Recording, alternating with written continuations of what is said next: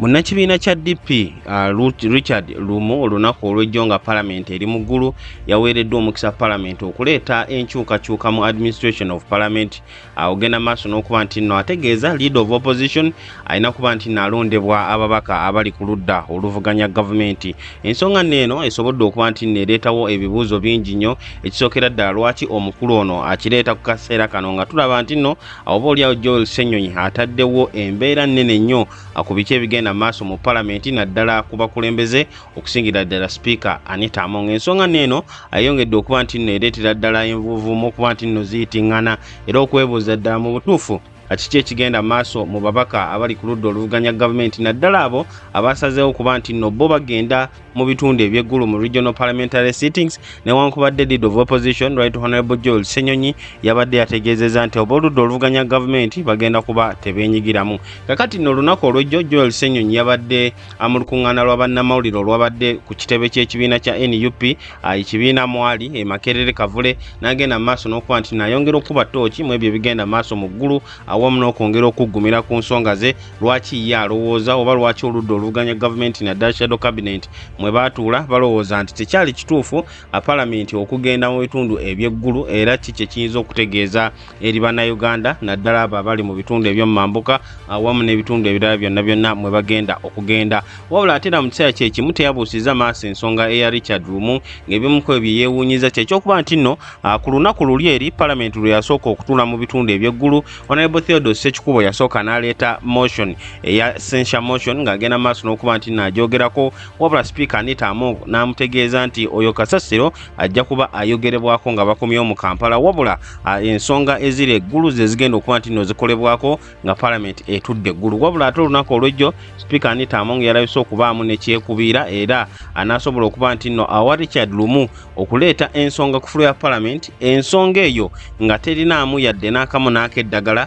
wekwataganira ku nsonga ezeggulu. Kakati nno awono ku mukutu ogwa Point Media UG ekisookera ddala tugenda kuba tukuwa akatambi ka Joel Ssenyonyi biki byagenze maaso okwogera ku nsonga za Richard Lumu byagezezzaako okuba nti naleeta. Tugenda kuba tulaba endowooza ya Dr. Kizza Besigye biki byavudde n'awandiika ku mikutu gy'emitimbagano. Tugenda kuba tulaba ebya Secretary General w'ekibiina kya NUP David Lois Rubongoya biki byayogedde awamu ne President w'ekibiina kya NUP Robert Kyagulanyi Ssentamu biki naye byagenze maaso n'okuba nti nno alowooza ku nsonga zino nga bwe ziri mu kuleetebwa mu Parliament. Wabula nga tunakuba nti nno tuukayo njagala nsooka enkwanirize ku mukutu ogwa Point Media UG webale kuba nti nno kyekuumirako, webale ku likinga, ku subscribinga awamu n'okusharinga video. Gwatanakuba nti nno okola ebintu ebyo nja kukubiriza subscribinga, teekako notification bell tubeere nga tutambulira wamu era obeere nga tolekebwa mabega. Ate era mu kiseera kyekimu likinga, sharinga ate era genda mu comment section obeere nga otuwa endowooza yo ku mukutu gonna okutwaliza awamu empeereza yaffe awamu n'endowooza yo ku nsonga ez'enjawulo nga bwe zitambula mu kibuga oba mu ggwanga erya Uganda. Kakati njagala nsooke nyongera okujjukiza Haji Abdul omusomi w'edduwa omukulu ono akutegeeza nti mu buli ngeri yonna yonna beera ng'omutuukirira gwena wena alina ekizibu tokisirikira, kozesa omukisa guno ne woba nga tuli wano mu ggwanga erya Uganda ng'oli mu mawanga ag'ewabweru. Haji Abdul omusomi w'edduwa akutegeeza nti ajja kuba akwasaganya bulungi nnyo. Namba ye eri 0752441156. Katusooke tufuna akalango kano katono nnyo ate n'oluvannyuma tukomewo okweyongerayo ku nsonga. Assalamu alaikum wa rahmatullahi wa barakatuh. Amanya n'eddoboozi Haji Abdul omusomi w'edduwa. Nkola ku nsonga ez'enjawulo, emirimu nga gikutataganyeko, ebyenfuna byo nga bidobonkanye, ne oba oli bweru wa ggwanga emirimu gyakucankalanako. Jangu kusomere ku dduwa kuva dda nedda edduwa zaabaawo, edduwa zisomebwa omuntu n'oterezebwa mu mbeera yonna ebadde ekwesibyeko akanyaaga. Nina ekyoto kye nsobola okukumira wadde oli bweru wa ggwanga nga toli kumpi wano n'ofuna omukisa ogwo nawe n'osomerwako ku dduwa nga nkuteddeko n'akabaani, Allah ajja kukusaasira, ajja kukwanukula. Kuba ku nnamba yange y'essimu 0752 44 71 56 ne ku WhatsApp kwendi mpereza obubaka sobolo okuyamba. Assalamu alaikum wa rahmatullahi wa barakatuh. Gwali ku mukutu mu kiseera kyekimu njagala okwongera okujjukiza Ababbi effumu oba bayita Ababbi Future International hospital okuva mu ggwanga erya USA abakutegeeza nti nno gwe wenna alina ebizibu eby'enjawulo naddala ebyo ebikwatagana n'obulamu awe bali ogezaako okulaba nti ate bakutuusaako empeereza yaabwe etuukagana n'omutindo. Bakutegeeza nti nno eddagala lyabwe balikolera mu USA era nga balikola mu bya butonde etuukagana n'omutindo bulungi nnyo. Awo nno ne baleetawo n'eno mu ggwanga erya Uganda okulaba nti bakujjanjaba. Bakutegeeza nti bakola ku nsonga ez'abakyala awamu n'abaami, bakola ku nsonga ezo eziri mu bato, abavubuka awamu n'abakadde. Era gwe wenna wonna ayina ebizibu bunene wammanga aba BF bakutegeeza nti nno bagenda kuba bakwasaganya bulungi nnyo. Gwe wenna ayina pressure, ulcers, diabetes oba kiyite sukaali, gwe wenna ayina ensonga ez'omu kisenge kobeere musajja oba mwami, BF bakutegeeza nti bagenda kukolako. Gwe wenna ayina ensonga ez'amagumba, ensonga ku bwongo oba n'ensonga ez'omutima, aba BF bakutegeeza nti bajja kuba bakwasaganya bulungi nnyo. Abakola ne full general body check up okwekebejja omubiri gwonna gwonna okumanya mu butuufu ki ekikuluma, awo nno ne balyoka bagenda mu maaso n'okuba nti nno bakuwa obujjanjabi. Osobola okuba nti nno bakubirako ku nnamba zino wammanga, era n'osobola okuba nti nno obuuza awo ebisingako kwawo awamu n'okola n'appointment n'omusawo okumanya dira osobola okuba nti nno ate obalaba. Enamba ya Airtel eri 0700 3431 54 ate ya MTN eri 0789 90 4444. Basangibwa ku Kampala Road, Greenland Towers opposite Bank of Uganda. BF Suma oba bayita aba Bright Future International Hospital. Kakati nga tugenda maaso n'ensonga za Right Honorable Joel Ssenyonyi nga bwe nkutegeezezzaako nti ebbanga ali amaze nga leader of opposition oba oliawo asobodde okuteekawo akazito akawererako ddala naddala eri abo abakulembeze abali ku ludda olwa gavumenti. Joel Ssenyonyi omwaka guno nga gutandika we yali alayira ku floor ya Parliament yategeeza nti ekimu ku ebyo byagenda osingira ddala okukola era nga gwe mulimu gwe omukulu nga ye leader of opposition agenda kuba keepinga government in check, gamba okulabiriza gavumenti okufuba okulaba nti ekola ekyo ekituufu. Mu kusookera ddala tumulabye ng'ateeka akazito k'amaanyi nnyo ku speaker wa Parliament omukyala Right Honorable Anita Among butya bwagenda mu maaso n'okuba nti naddukanya mu Parliament engeri gy'amenya amateeka mu ngeri y'okubulankanya ssente y'omuwi w'omusolo, wabula ate n'okugezaako okulaba nti Parliament agiddukanyanga ennyumba ye ey'obuntu. Bino byonna tulabe Joel Ssenyonyi ng'agenda mu maaso n'okuba nti nno abiwakanya. Kakati olunaku olw'ejjo omukulu Richard Lumu munnakibiina kya DP we yavuddeyo okuba nti nno abeerako n'ebyayogera ku nsonga butya leader of opposition walina okuba nti nno alondebwa ku floor ya Parliament. Ensonga eno yaleeseewo ebibuuzo bingi nnyo era abantu bangi nnyo bavuddeyo okutegeeza nti oba oliawo kaakati ono ali mu kukozesebwa Speaker Anita Among awamu n'abo abalala bonna abalabisiddwa era abateereddwako akazito nga Joel Ssenyonyi yakolera ddala omulimu ogwo. Kakati nja kusaba tusooke tubeere nga tugenda mu katambi aka Joel Ssenyonyi biki byagenze maaso n'okuba nti nno ayogera, n'oluvannyuma tulyoke tukomewo okwongera okukola analysis awamu n'okulaba ensonga ez'enjawulo ezayogeddwa Dr. Kizza Besigye, Lois Rubongoya awamu ne former leader of opposition omukulu amanyikiddwako nga Wafula Ogotu. There are challenges in Parliament among some of our colleagues. That is expected and it is okay. You see, where there is a fake, it is because there is something authentic. Bwogenda mu katale n'ogula ekicupuli kiba kitegeeza waliyo ekyaddala ekiri original. So kaakati bannaffe abamu bagenda ne balaba bannaffe abamu abeeyisa mu ngeri ey'ekifere ey'ekiduplicate, kiba kitegeeza nti waliyo ebyaddala. Mr. President, those are some of the challenges that we are facing. Very briefly, in like 5 minutes, one of the things we have been grappling with is Parliament going to regional areas in this country. As we speak today, Parliament is sitting in Gulu. I want to appreciate our colleagues who have come from Gulu. Some of our members and supporters were arrested on Monday because they were saying, we are tired of this corruption, don't bring your corruption here. It is wrong for us as a country to think that to solve the problems of this country, we must be able to take Parliament to all the different areas. That's not how you solve the problems of the country. Because otherwise then, you're going to have to take Parliament to every single district. Because every district has got issues. So if you're going to spend billions of shillings to say, we are coming here because you have problems, Parliament is going to end this weekend. It will return to Kampala. the people in northern Uganda are going to, sadly, very unfortunately, remain the way they have been found. And yet billions of shillings have been spent. That is why some of us said, no, we shall not be party to this. I know it has been misconceived, it has been misconstrued and misrepresented by some people, but it's important that we reiterate why we chose not to go there. Mr. President, some of our colleagues, even from the opposition that represent areas in northern Uganda, reached out to us and they said we are having a challenge. We are being blackmailed. The speaker the other day was speaking to some people there and said, whoever doesn't show up and is your MP, don't vote for them again. And somebody has asked a very good question, as who? You see, these colleagues were saying, we have always raised the concerns of northern Uganda in Parliament, and those concerns have not been addressed. And their voters keep telling them, maybe it is because you're not raising these issues. So they said, okay, we know these guys have spent a lot of money on this function, used it even for other tendencies to account for money, but let's just go and say something so that our people see that we have said something, even when they know after speaking not much is going to be done.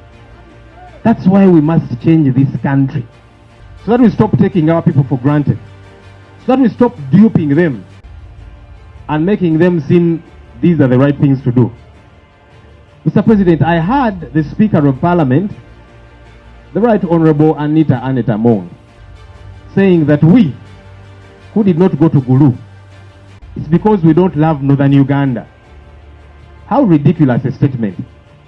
Speaker Anita Among cannot say she loves northern Uganda, and yet not long ago she stole iron sheets meant for parts of northern Uganda, Karamoja.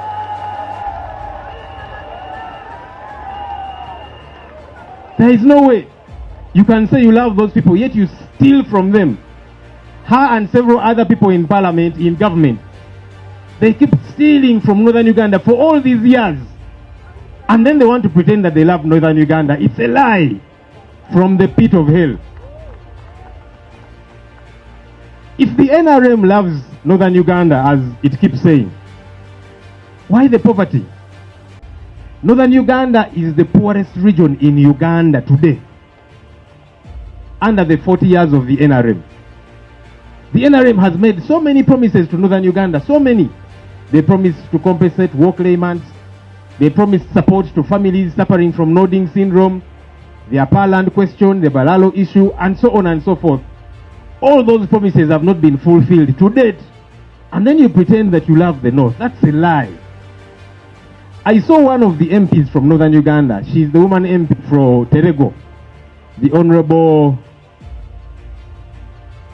Obongi. Yes. The MP from Obongi made an interesting statement. As many of them were speaking, they were literally quarreling. She said, and she belongs to the NRM, she said, in the NRM first manifesto, each election cycle, there is a promise to build the Obongi Road. And so she said, NRM, which is her party, in this coming election, don't include that road in the NRM manifesto because you'll be telling us another lie.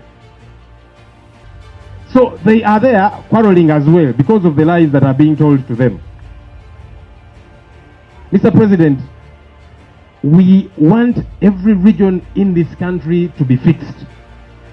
Saying that you're going to take Parliament to sit in a particular region and when you leave, problems will be resolved, that's not possible at all. If anything, you're spending billions of shillings to go and tell people a lot more lies. And I'm glad the people of northern Uganda have refused to fall for these traps.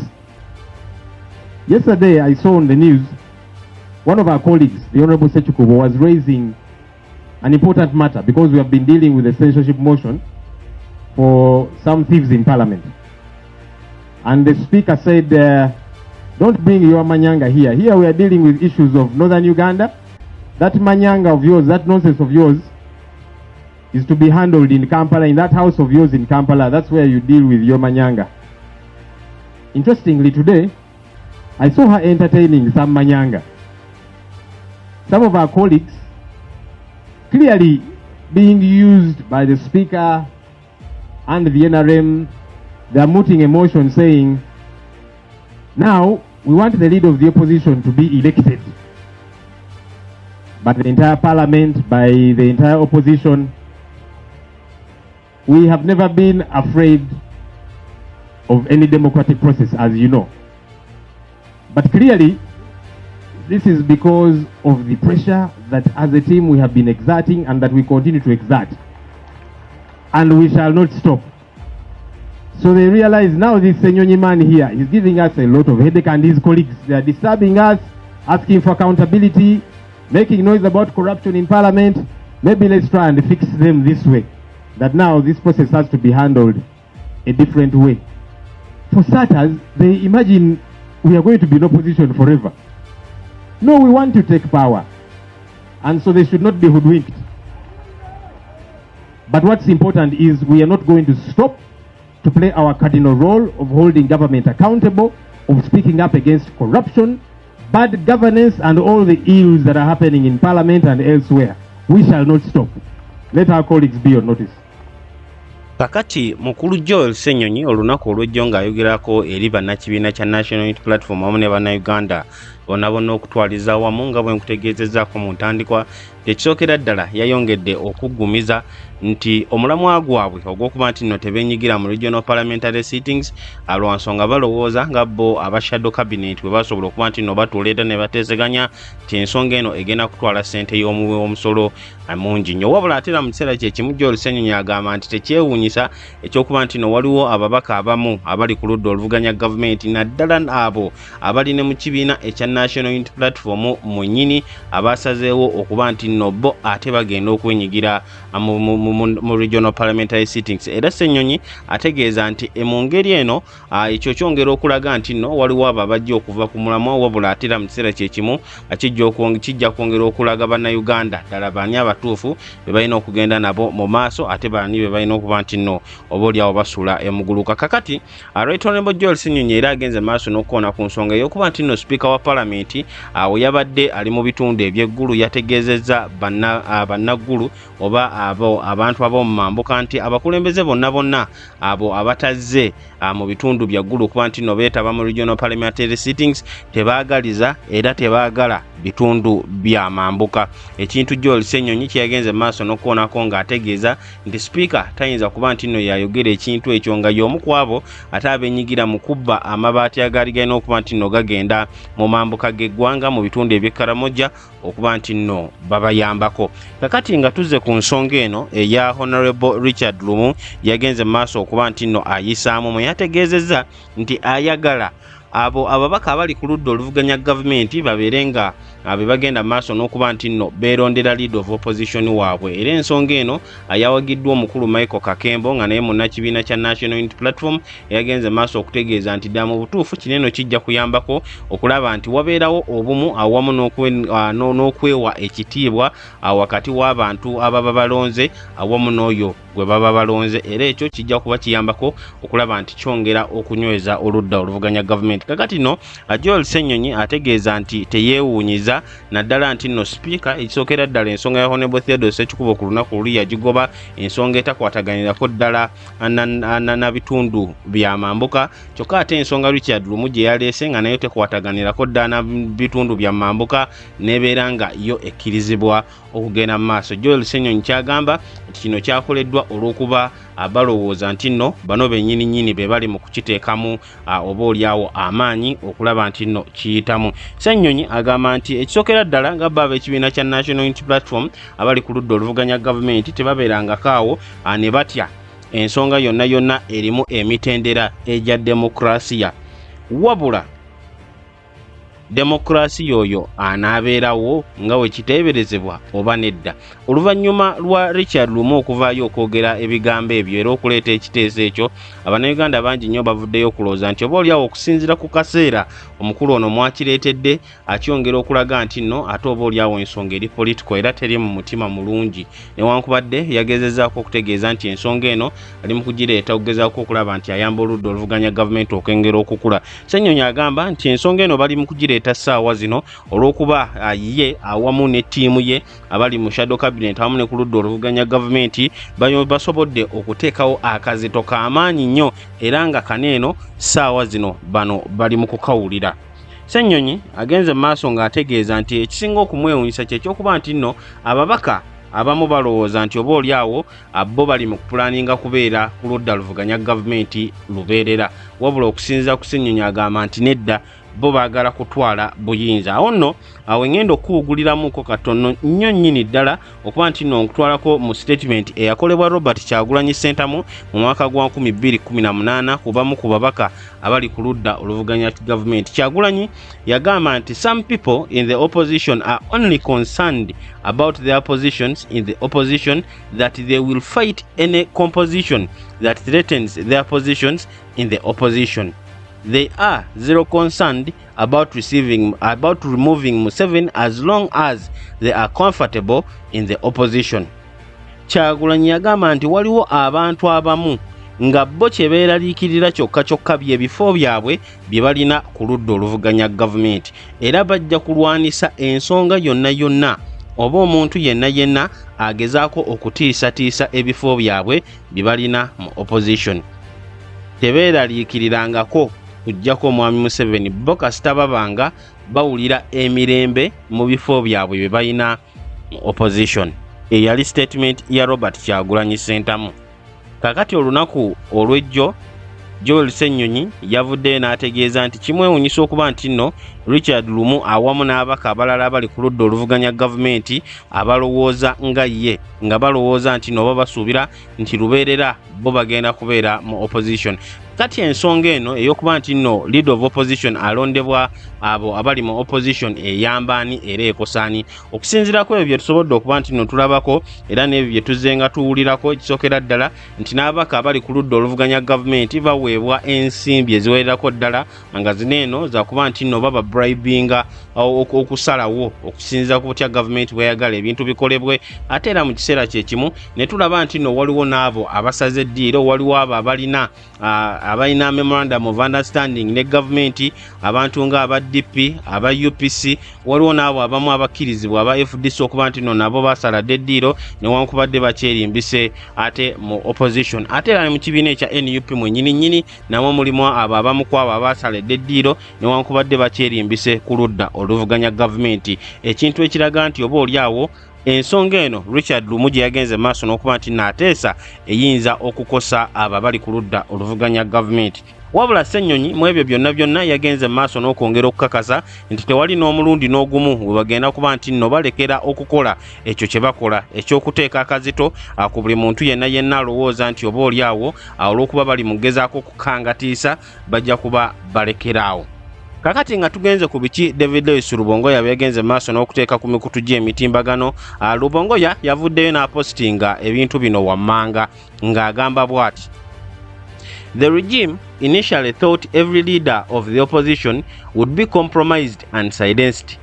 Faced with a new challenge, they now want to amend the law to have the leader of opposition elected by the opposition MPs at a time they believe they have effectively captured several parties in the opposition. They believe they will be able to have their chosen opposition leader who will toe the line. Sadly, but not surprising, they must handpick some opposition MPs to spearhead the same scheme. What a country. Rubongoya agamba nti regime saawa zino oba ebbanga lyonna ebadde ng'erowooza nti esobola okubeera ne leader of opposition gwe bagenda okufunza era babeere nga bamusirisa, wabula oluvannyuma lw'okugwa ku kyokya ku mukulu Joel Ssenyonyi aliko saawa zino ate kati baagala okukyusa mu mateeka leader of opposition abeere nga alondebwa abo ababaka abali ku ludda oluvuganya gavumenti. Rubongoya agamba nti saawa zino bo bakkiriza nti baamala dda okusalako era ne bawamba ebibiina eby'enjawulo ebyeyita ebiri ku ludda oluvuganya gavumenti, era bakkiriza nti bajja kuba basobola bulungi nnyo okulonda opposition leader anaabeera nga tabasumbuwa yadde n'akamu, wabula ekisinga okukwasa ennaku newankubadde tekyewuunyisa baagala balonde oba balonze omu ku babaka eyeeyita okuba nti nali ku ludda oluvuganya gavumenti okukulemberamu enteekateeka eno. Eggwanga lino ddala mu butuufu lyewuunyisa. Ye waafula ogutu yaliko leader of opposition owa FDC yavuddeyo n'agamba bw'ati, for a second time DP still want all opposition MPs to elect the leader of opposition. To me, it is rather illogical thinking. The actual leader of opposition is the leader of the party with the second largest number of MPs. They are an alternative government. They should decide. Wafula Ogutu agamba nti omulundi kati gwakubiri bannakibiina kya DP baagala leader of opposition aberenga alondebwa ababaka abali ku ludda oluvuganya gavumenti. Omulundi ogusooka gwe guliwa. Awo tugenda kuba tunnyonnyolawo okusinziira ku butya Dr. Kizza Besigye bw'agambye. Wabula Wafula Ogutu agamba nti Richard Lumu okuvaayo okuleeta ekiteeso kino si gwe gusoose okuba nti nno aba DP baagala leader of opposition alondebwe ababaka bonna abali ku ludda oluvuganya gavumenti.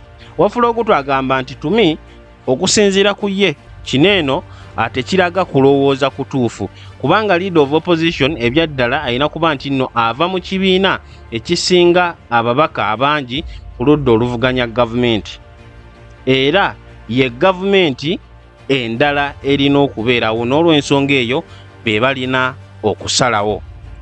Nga bwe nkutegeezezaako mu ntandikwa nti abantu bangi nnyo bavuddeyo okuwa endowooza zaabwe ku ki ekyaleeteddwa omukulu munnakibiina kya DP Richard Lumu. Wabula tutegeddeko nti guno si gwe mulundi ogusoose mu kisanja kiri eri ekya 16 paka 2021 ne Medad Lubega Sseggona we yali akyali mu kibiina kya DP yali si musanyufu ky'okuba nti nno ate oba oliawo FDC ebiseera ebyo nga yesinza abaka mu gavumenti yesinza abaka mu Parliament ku ludda oluvuganya gavumenti yali eronda leader of opposition. Wabula twakirabye nti nno Honorable Mathias Mpuuga we yali nga ye leader of opposition tewaaliwo kukaayana kwonna naddala okuva ku ludda oluvuganya gavumenti, ekintu era ekyongera okulaga nti oba oliawo ne Mathias Mpuuga yandibanga ali mabega wa bino ebigenda mu maaso naddala nga ali mu kwolekeza olutalo eri Right Honorable Joel Ssenyonyi yagenda maaso n'okuba nti nno amuddira mu bigere. Genda mu comment section obeere ng'oteekayo endowooza yo gwali ku Point Media UG, wabula ate era teweerabira ku subscribinga, teekako notification bell obeere nga okuumibwa oli up to date ku biki ebigenda maaso mu kisawo eky'ebyobufuzi mu ggwanga erya Uganda. Likinga, sharinga video, kambagaliza olunaku olungi, mubeere bulungi era mweraba.